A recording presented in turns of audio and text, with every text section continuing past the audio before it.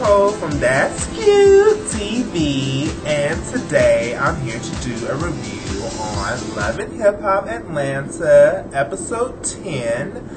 I've been meaning to do reviews on the previous episodes, but I just hadn't got a chance to get around to doing them, but I had free time today, so I decided to do a review on the finale.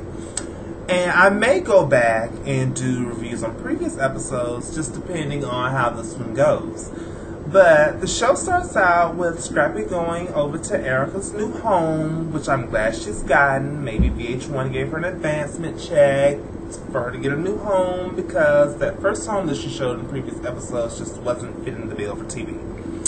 But he goes over to her new home and they talk about their relationship, and she says that she was never in love with him, which I don't understand, because if you're never in love with him, why do y'all have a kid? But he apologizes to her and confesses that he has been an asshole in the past and pretty wild in the past.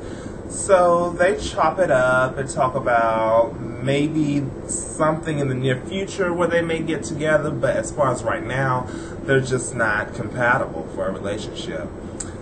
But the next scene goes to Stevie J, which is like the asshole of the year, and Mimi, which is like the dumbest broad of the year, and Jocelyn, which is my favorite of the show. She keeps it real. I love her. And they're in this therapy session, and Stevie J walks in with this I Am God t-shirt on, which I don't understand, because he's not God, and he's just, ugh. But they go into talking about his relationship with Mimi and his relationship with Jocelyn. But my favorite little segment of that part of the therapy session is when Jocelyn reads Mimi and tells her, clearly you're taking, you're putting up with his shit too, because you've been around for 15 years, and which she has, and Mimi's just sitting there like, I can't believe this girl just said that to me. Yes, she did. She said that to you because you have been putting up with his shenanigans for 15 years, which I'm pretty sure he was doing all those same things that he's doing now in the past. But that was a little therapy session. Then he goes in to talk about that he has this bus and they're riding on this bus with him, and he makes it happen for the ladies. That's why their careers are jumping off, and that's why they become famous, and if they want to get off the bus, he'll leave them in the desert and all this crap. Then the next scene goes to where Mimi goes to the salon and meets her best friend Ariana, I think her name is Ariana. I'm not sure if I'm pronouncing it right, but that's her name. And she sits down with her and tells her about the therapy session. And she also goes in to talk about he came in with the I Am God t-shirt on, and about that they're riding on his bus and his air that's in the tires and all this. And she goes to say that she has this cleaning business called I think it's Keep It Clean Cleaning Services, where she has a cleaning services, and that she was already established before she even met him, which I don't believe, because she said she started the cleaning service 11 years ago. She's known him for 15, so how were you already established before you met him? I'm pretty sure he gave you the money to start the cleaning service, but I digress.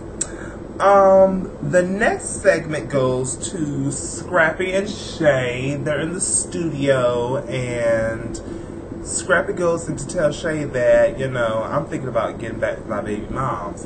And she's sitting there and she's crying and she's upset, and it's just us too much. And she was like, you're bringing me involved now. Now, I'm hurt. But my whole thing is, why would you get with someone? He has a kid by, he's in love with her, and everything else. But she's very emotional and ecstatic about the situation, that she's breaking up with him, and goes to say that, I'll be okay, I'm fine, you know.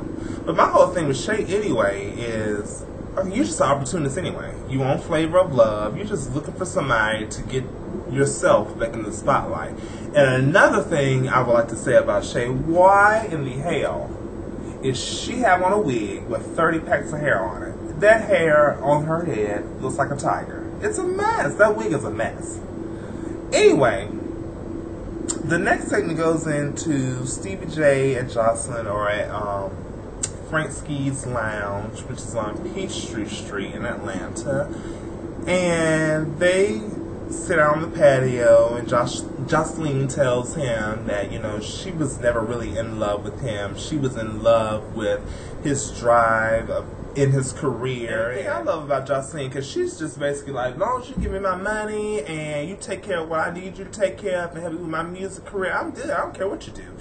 And that's how I would be, because a lot of these ladies kill me when they get with these whole high-profile guys and entertainers and athletes, and they get with them and they think that they're going to be the only one. You are not going to be the only one. He's going to cheat. He's going to see other women that he's going to get with. And that was basically it about with them and their little staged session at Frank Ski's. The next segment goes to K. Michelle and Erica, and they're at this furniture store where Erica's looking at furniture for her new home, and they sit down and talk about the whole scrappy situation. Erica tells her that she's dating, well, not dating, but she likes her realtor, which is an Italian man. And K. Michelle asks him, has she seen the size of his privates? And she's like, no, I haven't seen all that yet. I just like him. We may go on a few dates. And that's pretty much it. Next, it goes to Benzino and Carly Red. Carly Red, okay. She's an opportunist as well.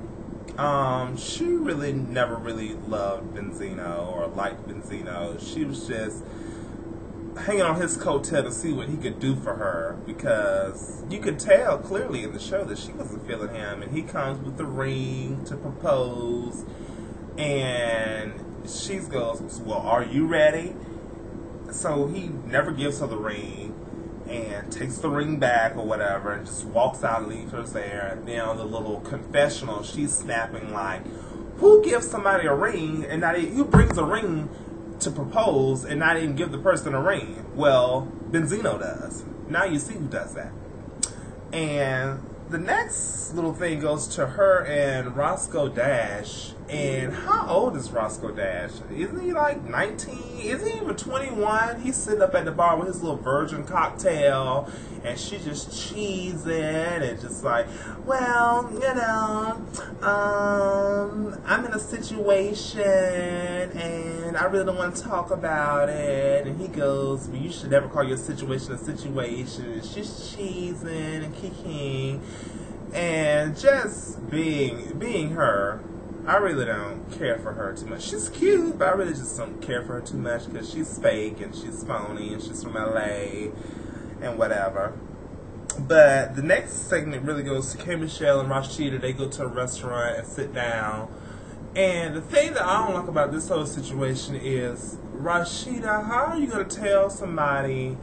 She goes, well, the previous episode she says, well, maybe he's not doing that to Toya because maybe that's something he didn't do to you. Bitch, how are you going to tell somebody what they've done to somebody else? I know what happened to me. You can't tell me what happened. She was real out of pocket with that. You just can't tell me what didn't or did happen to me and I was there. Who does that? I mean, I don't think that was cool at all.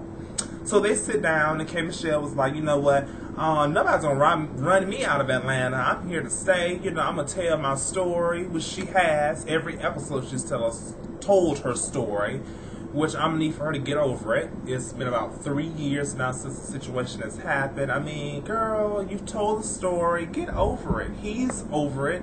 He's moved on. Now it's time for you to move on. And the last segment I'm going to talk about is when Mimi and CBJ are in this mansion that she's cleaning. And I'm not sure if I'm the only one, but I didn't see anything but Hispanics working for her. And I hope they were legal Hispanics, because I do know of people that use illegal Hispanics to work for them, and they pay them a cheaper rate because they're illegal. But I hope she's using legal Hispanics for her cleaning business. Maybe she needs to be investigated. Maybe we need to call 5 investigations to really get into the tea of what's going on with her cleaning services. But he comes in, he's talking about, so you're really done with me? And she's like, yes, I'm done. I can't do this anymore. And he's standing there like, really? And she has on her poker face like, yes, I'm serious. And pretty much she just walks out, and that's the end of that little deal.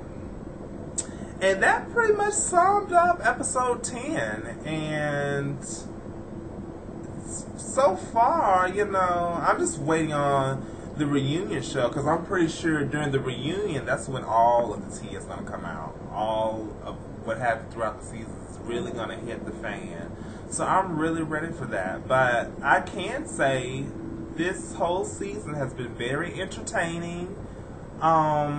It's been like a hood soap opera, But all in all, I liked it. And I'm just ready for the reunion show. So that's all for Love and Hip Hop. And this has been Nicole from That's Cute.